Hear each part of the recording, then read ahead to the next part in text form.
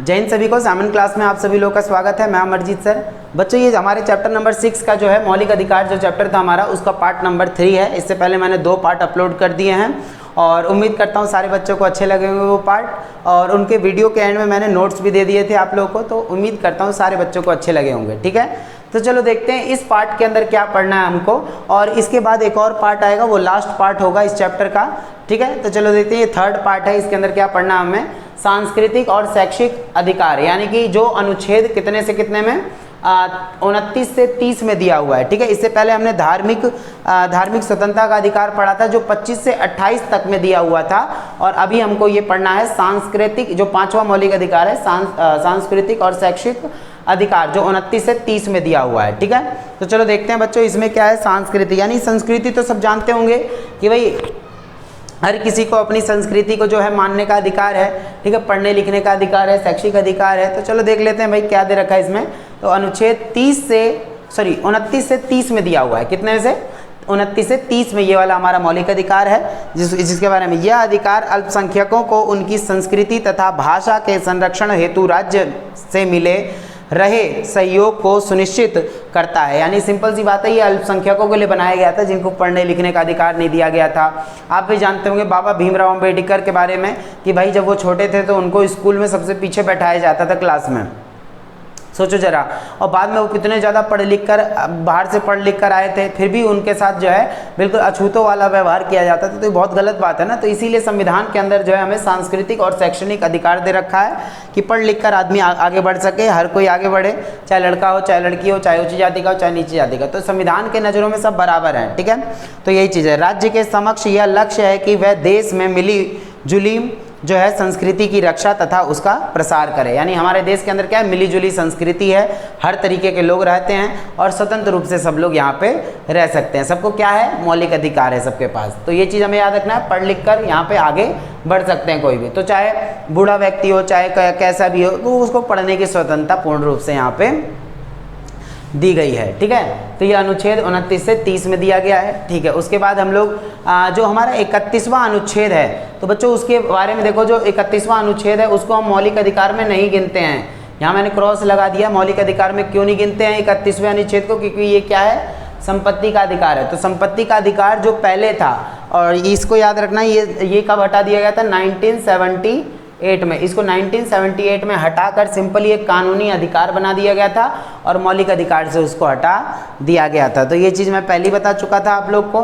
तो 31वां अनुच्छेद जो है कौन सा है, संपत्ति का अधिकार, जिसको मौलिक अधिकार में नहीं गिना जाता।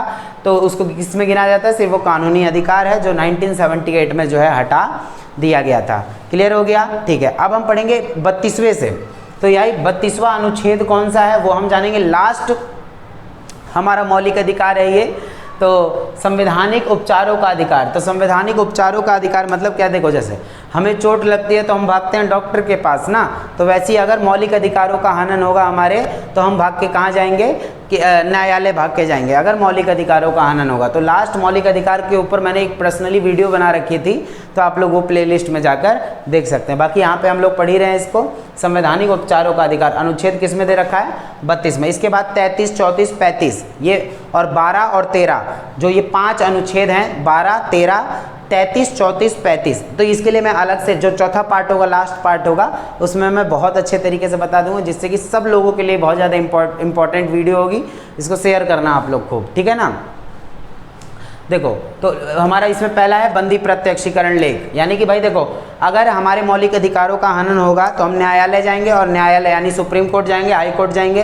तो वहाँ क्या होगा कि भाई हमारे लिए जो है 5 रीट जारी किए जाएंगे। अगर कुछ हनन होगा तो उसके सिचुएशन देखकर ये 5 रीट जो है जारी की जाती है। तो बंदी प्रत्यक्षीकरण लेख जो है कब जारी किया जाता है, कोर्ट के माध्यम से। तो देखते हैं भाई यहाँ पर क्या बोला गया है। तो यही चीज़ बोली गई है कि यह न्यायालय द्वारा राज्य को एक आदेश है कि व्यक्ति को पहले ही जो है शारीरिक रूप से प्रस्तुत करें, ताकि उसका कारावास या उसकी मुक्ति न्यायोचित जो है ठहराई जा सके। तो यानी सिंपल सी बात है यहाँ पर कि बंदी प्रत्यक्षीकरण जो मैंने बताया था आपको, कि कोई भी गिरफ्तार व्यक्ति है उसको 24 घंटे से ज़्यादा जेल में नहीं रखा जा सकता। 24 घंटे के अंदर अंदर में उसको कोर्ट में पेश करवाना होगा।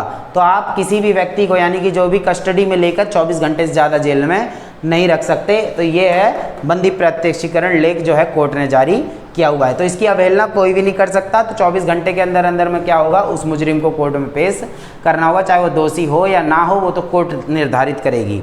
क्लियर हो गया। तो ये चीज़ बता दी गई है। उसके बाद आ गया परमादेश। परमादेश लेख कब जारी किया जाता है भाई? तो ये क्या है, यह आदेश बड़ी न्यायालय द्वारा अपने अधीनस्थ न्यायालय, कचहरी या सार्वजनिक अधिकारीगण को एक आदेश है कि वह अपनी संबंधित कार्यवाही सुचारू रूप से चलाएं। अगर लगता है कोई निचली अदालत या कोई अधिकारी अपने कार्य को सही से नहीं कर रहे हैं, तो अगर हमारे ऊपर शोषण हो रहा है या गलत हो रहा है, हमारी बात नहीं सुनी जा रही है, कोई अदालत नहीं सुन रही है, तो हम कहाँ जा सकते हैं? कोर्ट जा सकते हैं।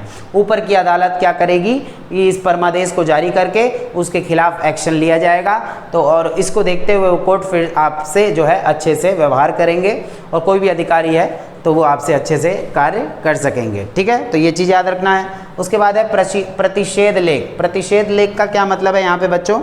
देखो, या वरिष्ठ न्यायालय, देखो वरिष्ठ न्यायालय यानी ऊपर की अदालत, या वरिष्ठ न्यायालय द्वारा जारी की जाती है एक और आदेश है ये, जो अधीनस्थ न्यायालय या कचहरी को अपने क्षेत्राधिकार से पेश केस की सुनवाई पर निषेध करता है। यानी सिंपल सी बात है, प्रतिषेध लेख में क्या होता है कि अगर निचली अदालत आपकी बात नहीं सुन रही है या वो केस अपने पास रोके रखे हैं, तो ऊपर की अदालत यानी सुप्रीम कोर्ट, हाई कोर्ट क्या कर सकते हैं, उस केस को अपने पास मंगवा सकते हैं और उस पर अपने तरीके से सुचारू रूप से जो है बातचीत रखेंगे और आपका केस वो सॉल्व किया जाएगा। अगर नीचे की अदालत नहीं सुन रही है आपकी, तो ऊपर की अदालतें जो हैं उस केस को अपने पास मंगवा कर सुचारू रूप से चलाएंगी। ठीक है, तो ये चीज़ हो जाएगा। उसके बाद आ जाएगा अधिकार प्रेक्षा। अधिकार प्रेक्षा क्या है भाई? तो ये चीज़ आपको याद रखनी है। यह एक आज्ञा पत्र है जो किसी व्यक्ति को सार्वजनिक कार्यालय में जिसका वह अधिकारी नहीं है कार्य करने से रोकती है। तो अधिकार प्रेक्षा, जैसे भाई कोई भी व्यक्ति है वो नियुक्त हो गया, हालांकि उसकी योग्यता नहीं थी, ठीक है, मान के चलो कोई गलत तरीके से वो नियुक्त हो गया उस पद पर, तो जब कोर्ट को पता चलता है कि भाई ये व्यक्ति जो है उस पद पर गलत तरीके से नियुक्त हुआ है, उसकी योग्यता नहीं है, तो उस व्यक्ति को उसके पद से हटाकर किसी अच्छे व्यक्ति को या योग्य व्यक्ति को जो है उस पद पर ले जाकर बैठाती है और कोर्ट वहाँ पर कौन सा आदेश जारी करती है? इस आदेश को बोला जाता है अधिकार प्रेक्षा। क्लियर हो गया? ठीक है। उसके बाद है उत्प्रेक्षण रीट। तो उत्प्रेक्षण रीट का मतलब क्या होता है बच्चों? ये लास्ट रीट है जो यह आदेश बड़ी न्यायालय द्वारा छोटे न्यायालय को निर्णय के लिए केस को अपने यहाँ से दूसरे न्यायालय में स्थानांतरण के लिए कह सकती है। मान के चलो कोई अधीनस्थ न्यायालय है या जिला अदालत है, वो केस की सुनवाई नहीं कर रहे हैं, टाइम पे टाइम दिए जा रहे हैं, है ना, तो लोग परेशान हो चुके हैं इससे, तो ऊपर की अदालत क्या करती है कि वही केस उठाकर किसी और अदालत में जो है पेश कर सकती है। सॉरी, ऊपर की अदालत जो है इनको अपने पास मंगवा कर जो है केस सॉल्व करने के लिए कह सकती हैं। और तो यही चीज़ है, उत्प्रेक्षण रीट में ये बात बोल दी गई। बाकी मैं आप लोग के पास ये नोट्स भेज दूंगा, आप लोग वीडियो के एंड में नोट्स को देख सकते हैं बहुत अच्छे तरीके से, और हीरो और हीरोइन बन जाओगे आप लोग, ठीक है ना। तो बहुत अच्छे तरीके से पढ़ते रहो, आगे बढ़ते रहो। मिलते हैं हम लोग। मेरी भी तबीयत थोड़ी ज़्यादा ख़राब हो रही थी इस टाइम पे, और लेकिन कोई बात नहीं, वीडियो तो बनाना था, ठीक है।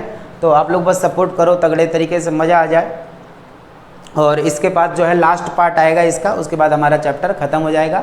तो मिलते हैं बच्चों नेक्स्ट पार्ट के अंदर। उम्मीद करता हूँ सारे बच्चों को ये समझ में आ गया। हमने 6 मौलिक अधिकार कर लिए हैं, बस बचा क्या है हमारा, जो अनुच्छेद पढ़ना था, जो इसमें ऐड नहीं थे, मतलब जो हम इसमें पढ़ते नहीं हैं मौलिक अधिकारों में, तो वो कौन से अनुच्छेद थे? तो 12, 13, 33, 34, 35, तो वो हम अलग लास्ट पार्ट के अंदर पढ़ लेंगे, ठीक है। तो मिलते हैं बच्चों अगले पार्ट के अंदर, ठीक है। जय हिंद, जय भारत।